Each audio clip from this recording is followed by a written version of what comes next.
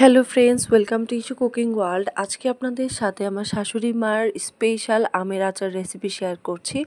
আমগুলোকে ঠিক এভাবে টুকরো টুকরো করে কেটে নিয়েছি, আর মাঝখানে দেখতেই পাচ্ছেন খুব সুন্দরভাবে চিকন চিকন করে কেটে নিয়েছি।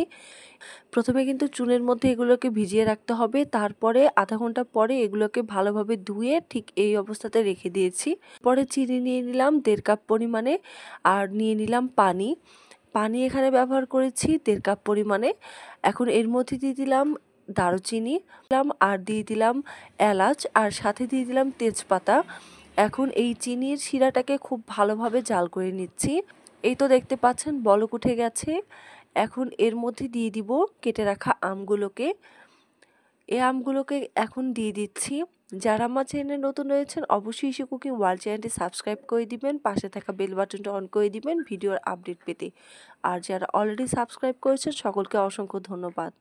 আর যারা এত সুন্দর সুন্দর কমেন্ট করছেন সকলকে অনেক বেশি ধন্যবাদ। এই তো দেখতে পাচ্ছেন কেটে রাখা আমগুলোকে আমি এক এক করে দিয়ে দিচ্ছি। দিয়ে এখন খুব ভালোভাবে নেড়ে নিব। আজকের এই আচারটা কিন্তু আমার শাশুড়ি মা করেছে। আমি জাস্ট বসে বসে এই ভিডিওগুলো ক্যাপচার করে আপনাদের সাথে শেয়ার করছি। এই আমের আচারটা কিন্তু খেতে অনেক বেশি মজা হয়, একবার হলেও ট্রাই করে দেখতে পারেন। এখন এটাকে ঢাকনা দিয়ে দিলাম। দেখতেই পাচ্ছেন খুব ভালোভাবে কিন্তু বলক উঠে গেছে। ঢাকনাটা খুলে এখন এর মধ্যে আমি বিট লবণ দিয়ে দিচ্ছি। দিয়ে ঠিক এভাবে আলতো হাতে আমগুলোকে নেড়ে নিতে হবে। দেখতেই পাচ্ছেন আম থেকে কিন্তু প্রচুর পরিমাণে পানি ছেড়ে দিয়েছে, আর যেহেতু আমরা এক্সট্রা করে পানিও দিয়েছিলাম, এখন এই আমের পানির মধ্যে কিন্তু ভালোভাবে আমটা রান্না হতে থাকবে। আর এই পর্যায়ে দিয়ে দিলাম আমের আচার তৈরি করা মশলা। এখানে আমি শুকনো মরিচ গুঁড়া ব্যবহার করেছি, আর সাথে দোকান থেকে কিনে নিয়ে আসা আমের মশলা ব্যবহার করেছি। আপনারা যে কোনো মুদির দোকানে গিয়ে বলতে পারেন যে আমের আচার তৈরি করবেন, এই জন্য একটু মশলা দিন। তাহলে কিন্তু ওনারা খুব সুন্দরভাবে রেডি করে মশলা দিয়ে দেয়। সেই মশলাটাকে হালকা তেলে নিয়ে আমরা এটাকে আমের আচারের মধ্যে দিয়ে দিলাম। এই পর্যায়ে দিয়ে দিচ্ছি 1 চামচ পরিমাণে মরিচ গুঁড়া আর সামান্য একটু হলুদ গুঁড়া, দেখতে অনেক বেশি সুন্দর লাগবে।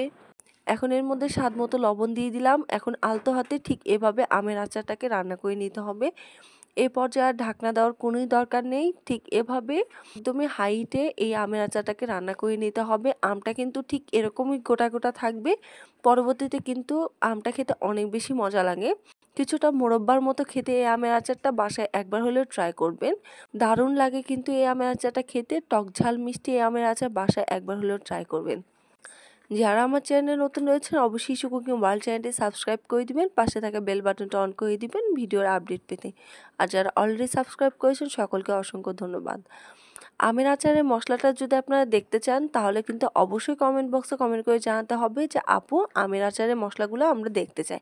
তাহলে কিন্তু আমি আরেকটা ছোট্ট একটা ক্লিপ ভিডিও আপনাদের সাথে শেয়ার করে দিব। ভালো থাকবেন, সুস্থ থাকবেন, আল্লাহ হাফেজ।